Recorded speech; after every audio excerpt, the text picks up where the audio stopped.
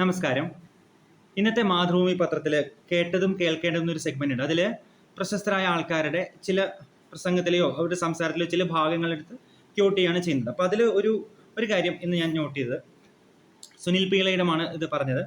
ഗാന്ധിജിയും ഗോഡ്സെയും സദാസമയവും കൊണ്ടു നടന്നിരുന്ന പുസ്തകമായിരുന്നു ഭഗവത്ഗീത. ഒരേ പുസ്തകം രണ്ടുപേരെയും നയിച്ചത് എങ്ങനെയായിരുന്നു എന്നത് ഇവരുടെ ജീവിതം വ്യക്തമാക്കുന്നുണ്ട്. ഹിംസയുടെ സന്ദേശമുള്ള ഭഗവത്ഗീതയെ ഹിംസയുടെ സന്ദേശമുള്ള ഭഗവത്ഗീതയെ അഹിംസയുടെ പുസ്തകമായിട്ടാണ് ഗാന്ധിജി വ്യാഖ്യാനിച്ചത്. എന്നാൽ ഇതിനെ പൂർണ്ണമായും തള്ളിക്കളയുകയാണ് ഗോഡ്സെ ചെയ്തത്. ഇവിടെ ഗാന്ധിജിയെക്കുറിച്ചും ഗോഡ്സെയെക്കുറിച്ചും ഒന്നും ഞാൻ പറയുന്നില്ല. ഗാന്ധിജിയെക്കുറിച്ച് ഞാൻ ഓൾറെഡി ഒരു വീഡിയോ ചെയ്തിട്ടുണ്ട്.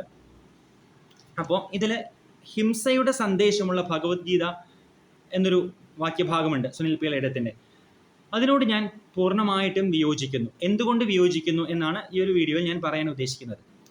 ഭഗവത്ഗീത വളരെ സൂപ്പർഫിഷ്യലായി നോക്കുന്നവർക്ക് അത് ഹിംസയുടെ സന്ദേശം ഉൾക്കൊള്ളുന്ന ഗ്രന്ഥമായിട്ട് തോന്നുന്നത് സ്വാഭാവികമാണ്.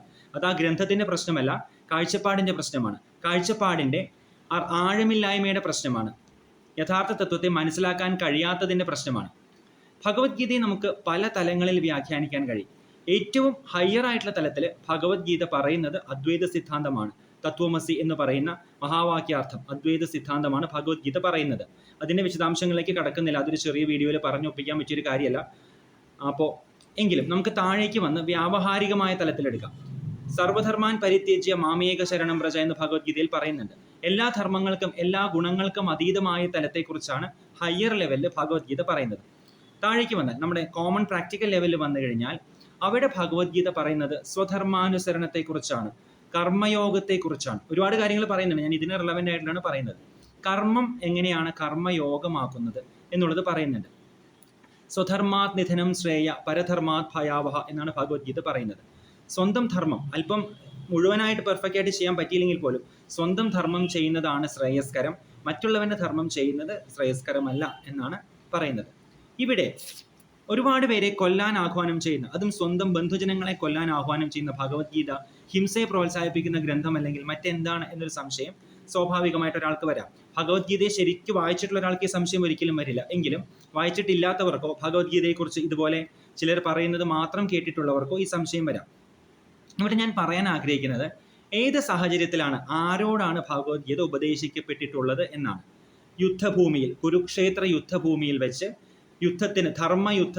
ധർമ്മയുദ്ധത്തിന് സന്നദ്ധനായി വന്ന അർജുനനോട് യുദ്ധത്തിന് തൊട്ടു മുൻപെയാണ് ഭഗവത്ഗീത ഉപദേശിക്കുന്നത്. ധർമ്മത്തിൻ്റെ വിജയത്തിന് വേണ്ടി യുദ്ധം ചെയ്യേണ്ട സാഹചര്യങ്ങൾ വന്നാൽ, ധർമ്മം വിജയിക്കാൻ വേണ്ടി ബാക്കി എല്ലാ വഴികളും പരാജയപ്പെടുന്നിടത്ത് യുദ്ധം ആവശ്യമായി വന്നാൽ, ഒരു ക്ഷത്രിയൻ എന്ന നിലയിൽ, അന്നത്തെ വർണ്ണവ്യവസ്ഥയിലാണ് ക്ഷത്രിയ എന്നുള്ളത്, ഇന്നത്തെ അവസ്ഥയിൽ അങ്ങനത്തെ വർണ്ണവ്യവസ്ഥകൾക്ക് യാതൊരു സ്ഥാനവുമില്ല എന്നുള്ളത് എടുത്തു പറയട്ടെ. എങ്കിലും അന്നത്തെ രീതി വെച്ച് ക്ഷത്രിയനും രാജകുമാരനും ആയ പാണ്ഡുപുത്രനായ അർജുനന് ധർമ്മ സംസ്ഥാപനത്തിനായിട്ടുള്ള ഒരു യുദ്ധം ചെയ്യേണ്ട അവസ്ഥ വന്നു. യുദ്ധം ഒഴിവാക്കാൻ പാണ്ഡവർ എല്ലാ വഴികളും നോക്കി. 5 പേർക്കും കൂടി ഒരു ഗ്രാമമെങ്കിലും തന്നു കഴിഞ്ഞാൽ വീട് ഒഴിവാക്കാമെന്ന് പറഞ്ഞു. പക്ഷേ സൂചി കുത്താനുള്ള സ്ഥലം പോലും തരില്ല എന്നാണ് ദുര്യോധനൻ പറഞ്ഞത്. ആ ദുര്യോധനാണ് രാവണനെ പോലെ ഇന്ന് പലരുടെയും ഹീറോ എന്നുള്ളത് വേറൊരു കാര്യം. പോട്ടെ, അതിനെക്കുറിച്ച് പറയുന്നില്ല. രാവണനെ കുറിച്ച് ഞാനൊരു വീഡിയോ ചെയ്തിട്ടുണ്ട്. രാവണനും ദുര്യോധനും ഒക്കെ ആരാധിക്കപ്പെടുന്ന ഒരു ചിന്താഗതി പലയിടത്തും ഉയർന്നു വരുന്നുണ്ട്, ശ്രദ്ധിക്കേണ്ടതാണ്. അത് വേറെ വിഷയം. പോട്ടെ. അങ്ങനെ അവസാന വഴി എന്ന നിലയിൽ യുദ്ധത്തിനായി വന്ന അർജുനനോട് ആ അവസരത്തിൽ യുദ്ധത്തിന് തൊട്ടു മുമ്പ് ധർമ്മസമ്മൂഢനായ അർജുനനോടാണ് ഭഗവത്ഗീത പറയുന്നത്. ആ ഒരു അവസരത്തിൽ അർജുനന്റെ സ്വധർമ്മം യുദ്ധം ചെയ്യുക എന്നത് തന്നെയാണ്. 1, ഇത് അവസാനത്തെ വഴിയാണ്. 2, ധർമ്മയുദ്ധമാണ്. 3 എല്ലാത്തിനും സെറ്റായി വന്നൊരു അവസ്ഥയാണ്. ആ അവസരത്തിൽ അർജുനന്റെ സ്വധർമ്മ യുദ്ധം ചെയ്യുക തന്നെയാണ്. ആ അവസരത്തിലുള്ള അർജുനനോടാണ് നീ യുദ്ധം ചെയ്യൂ എന്ന് പറഞ്ഞത്. അതിൻ്റെ അർത്ഥം ഭഗവത്ഗീത കേൾക്കുന്ന എല്ലാവരും പോയി യുദ്ധം ചെയ്യണമെന്നോ ആളുകളെ കൊല്ലണമെന്നോ അല്ല. നമുക്ക് നമ്മുടെ ജീവിതത്തിൻ്റെ പല സന്ദർഭങ്ങളിൽ പല രീതിയിലുള്ള ധർമ്മങ്ങളുണ്ട്. നമുക്കിപ്പോൾ നമ്മുടെ ജോലി ചെയ്യുന്ന സ്ഥലത്തൊരു ധർമ്മമുണ്ട്, നമ്മൾ മകൻ അല്ലെങ്കിൽ മകൾ എന്ന നിലയിൽ നമുക്ക് ധർമ്മങ്ങളുണ്ട്, ഭാര്യ ഭർത്താവ് എന്ന രീതിയിൽ ധർമ്മങ്ങളുണ്ട്, അതുപോലെ നമ്മൾ പാരൻസ് നില, അച്ഛനും അമ്മ എന്ന നിലയിൽ നമുക്ക് ധർമ്മങ്ങളുണ്ട്. പല രീതിയിൽ ഈ രാജ്യത്തിൽ ഒരു പൗരൻ എന്ന നിലയിലുള്ള ധർമ്മമുണ്ട്, സമൂഹത്തിൽ ഒരു വ്യക്തി എന്ന നിലയിലുള്ള ധർമ്മമുണ്ട്, ഒരുപാട് ധർമ്മങ്ങളുണ്ട്. ഈ ധർമ്മങ്ങളെ വേണ്ട രീതിയിൽ ചെയ്യുക എന്നുള്ളതാണ് ഭഗവത്ഗീത പറയുന്ന ലോവർ ലെവലിലുള്ള സന്ദേശം. ഏറ്റവും പരമമായ സന്ദേശം അദ്വൈതമാണ്. എങ്കിലും ലോവർ ലെവലിൽ പറയുന്ന സന്ദേശം സ്വധർമാനുഷ്ഠാനമാണ്. കർമ്മത്തെ കർമ്മയോഗമാക്കി അനുഷ്ഠിക്കണം. നമുക്ക് കർമ്മം ചെയ്യാതിരിക്കാൻ കഴിയില്ല എന്ന് ഭഗവത്ഗീത പറയുന്നുണ്ട്. നമുക്കത് അറിയുകയും ചെയ്യാം. ഒരു മിനിറ്റ് നേരത്തേക്ക് നമ്മുടെ മനസ്സിനെ ശാന്തമാക്കിയിരിക്കാൻ നമുക്ക് കഴിയുമോ? വേറെ ഒരു ചിന്തയും ഇല്ലാതെ പറ്റില്ല. പോട്ടെ, ശരീരത്തെ അടക്കി ഒതുക്കി ഒരു അരമണിക്കൂർ 20 മിനിറ്റ് ഇരിക്കാൻ കഴിയുന്ന എത്ര പേരുണ്ട് നമ്മുടെ കൂട്ടത്തിൽ? സത്യസന്ധമായിട്ട് പറയൂ. അപ്പോൾ നമുക്ക് ശാരീരികവും മാനസികവും ബൗദ്ധികവുമായ കർമ്മങ്ങൾ ചെയ്യാതിരിക്കാൻ കഴിയുകയില്ല. കർമ്മങ്ങൾ ചെയ്യുമ്പോൾ അതിൽ വിശ്വസിക്കാത്തവരോടൊന്നും പറയാനില്ല, വിശ്വസിക്കുന്നവർക്ക് ഈ കർമ്മത്തിന്റെ ഫലങ്ങൾ നമ്മെ ബന്ധിക്കും. അപ്പോൾ ആ ബന്ധനത്തിൽ പെടാതെ എങ്ങനെ കർമ്മങ്ങൾ ചെയ്യാം എന്നുള്ളത് കർമ്മയോഗത്തിൽ പറയുന്നുണ്ട്. കർമ്മഫല സംഘമില്ലാതെ കർമ്മം ചെയ്യാനാണ് ഭഗവത്ഗീത പറയുന്നത്. ഇവിടെ ശ്രദ്ധിക്കുക, കർമ്മം ചെയ്യാതിരിക്കാൻ പറയുന്നില്ല, കർമ്മഫല ആഗ്രഹം വേണ്ടാന്നും പറയുന്നില്ല. കർമ്മഫലത്തോടുള്ള സംഘം, ഒട്ടൽ, അതായത് ഫലം മോശമായാൽ ഒരുപാട് വിഷമം, നല്ലതായാൽ ഒരുപാട് സന്തോഷം, പിന്നെ അതിൻ്റെ പേരിലുള്ള റേഞ്ച് ഓഫ് ഇമോഷൻസ്, ഇത് ഒഴിവാക്കി കർമ്മയോഗിയായിട്ട് കർമ്മഫല സംഘമില്ലാതെ ഒരു വലിയ പ്രകൃതി ചക്രത്തിന്റെ ഭാഗമാണ് ഞാൻ എന്ന് മനസ്സിലാക്കി ആ രീതിയിൽ സ്വന്തം കർമ്മം ചെയ്യാനുള്ള കർമ്മയോഗമാണ് ഭഗവത്ഗീതയുടെ പ്രധാന തത്വങ്ങളിൽ ഒന്ന്. പിന്നെ ജ്ഞാനയോഗത്തെക്കുറിച്ചും ഭക്തിയോഗത്തെക്കുറിച്ചും ഒരുപാട് കാര്യങ്ങൾ പറയുന്നുണ്ട്. ഭഗവത്ഗീതയുടെ ആശയമൊന്നും ഒരു വീഡിയോയിൽ ഒരിക്കലും കവർ ചെയ്യാൻ പറ്റിയൊരു കാര്യമല്ല. പക്ഷേ ഈ ഒരു സിറ്റുവേഷനിൽ അർജുനനോട് അർജുനന്റെ സ്വധർമ്മം അനുഷ്ഠിക്കാൻ പറഞ്ഞതിനെ വ്യാഖ്യാനിച്ച് ഇത് ഹിംസയെ പ്രോത്സാഹിപ്പിക്കുന്നതാണെന്ന് ആരെങ്കിലും നിങ്ങളോട് പറയുകയാണെങ്കിൽ, അത് സുനിൽ പിള്ളയുടെമോ ആരോ ആയിക്കോട്ടെ, അങ്ങനെ പറയാനുള്ള ഒരുപാട് വ്യക്തികളുള്ള ഒരു സമൂഹത്തിലാണ് നമ്മൾ ജീവിക്കുന്നത്. ഇതിഹാസ ഗ്രന്ഥങ്ങളെ പോലും ദുർവ്യാഖ്യാനം ചെയ്യാനും അതിന് തങ്ങളുടെ രാഷ്ട്രീയത്തിന് അനുകൂലമായി നിറം കൊടുക്കാനും ശ്രമിക്കുകയും അതിന് ബാക്കിയുള്ളവരെ, ഇതിനെക്കുറിച്ച് കാര്യമായിട്ട് അറിയാത്ത പലരെയും ഈ ധാരയിലേക്ക് കൊണ്ടുവരാനും ശ്രമിക്കുന്ന ഒരു വലിയ വിഭാഗമുണ്ട്. നേരെ തിരിച്ചുമുണ്ട്, പല രീതിയിലുമുണ്ട്. അപ്പോൾ ഇതിൻ്റെ യഥാർത്ഥ കാര്യങ്ങൾ അറിഞ്ഞിരിക്കുക എന്നതാണ് ഇത്തരം കെണികളിൽ, സോഫ്റ്റ് ആയിട്ടുള്ള കെണികളിൽ പെടാതിരിക്കാൻ നമ്മൾ ചെയ്യേണ്ടത്. അപ്പോൾ ഭഗവത്ഗീത ഹിംസയെ പ്രോത്സാഹിപ്പിക്കുന്ന ഒരു ഗ്രന്ഥമല്ല. ഹയർ ലെവലിൽ അദ്വൈതമാണ് പറയുന്നത്. പിന്നീട് സർവ്വധർമ്മത്തെയും പരിത്യജിക്കുന്ന ആ ധർമാതീതമായ തലത്തിലേക്ക് ഉയരാനാണ് പറയുന്നത്. ലോവർ ലെവലിൽ കർമ്മയോഗം അനുഷ്ഠിക്കാനും സ്വധർമ്മം ചെയ്യാനുമാണ് ഭഗവത്ഗീത പറയുന്നത്. ആ സ്വധർമ്മം ഈ അവസരത്തിൽ അർജുനൻ യുദ്ധമായിരുന്നു എന്ന് വെച്ച് ബാക്കി എല്ലാവരും യുദ്ധം ചെയ്യണമെന്നല്ല. നമ്മുടെ സ്വധർമ്മം നമ്മൾ അനുഷ്ഠിക്കുക, നമ്മുടെ സ്വധർമ്മങ്ങൾ നമ്മൾ തിരിച്ചറിയുക. അത് ഏകമാനമായ സ്വധർമ്മമല്ല, സിറ്റുവേഷൻ അനുസരിച്ച് പല അവസരത്തിലും വ്യത്യാസപ്പെട്ടിരിക്കും. അത് ചെയ്യുക. ധർമ്മത്തെക്കുറിച്ചും ഞാനൊരു വീഡിയോ ചെയ്തിട്ടുണ്ട്, വീഡിയോ നമ്പർ 79 ആണെന്ന് തോന്നുന്നു. അത് കേൾക്കാത്തവരെന്ന് കേൾക്കുന്നത് നന്നായിരിക്കും. അപ്പോൾ ഇത്രയും കാര്യങ്ങൾ ഇത് വായിച്ചപ്പോൾ പറയണമെന്ന് തോന്നി.